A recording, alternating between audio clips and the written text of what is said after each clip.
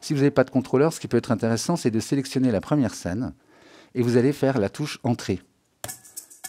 Et vous avez une option dans Live, si vous allez dans les préférences toujours Record War Plonge, vous avez sélection scène suivante au lancement. Je pense que par défaut il est activé, mais au cas où, voilà, si ça ne fait pas ce comportement, allez l'activer. C'est-à-dire qu'en fait, quand je déclenche une scène, donc avec Entrée, je vais pouvoir déclencher la scène, il se prépare à lire la deuxième. Et donc avec Entrée, je déclenche la deuxième, vous avez compris le principe, et je vais pouvoir dérouler comme ça tout mon set.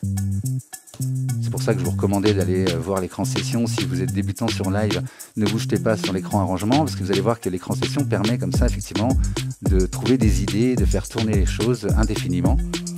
Et donc vous voyez que là, avec la touche Entrée, pendant que je vous parle, j'appuie sur Entrée, on peut comme ça défiler tout le set sans problème, faire durer les parties autant de temps qu'on veut, etc. Donc ça peut être intéressant parce que vraiment c'est le mode, si en plus vous ajoutez le fait de bouger des paramètres, donc ça peut marcher avec la souris aussi, hein. J'ai créé une automation tout à l'heure avec ma souris en bougeant, ça marche bien sûr avec des contrôleurs aussi, hein.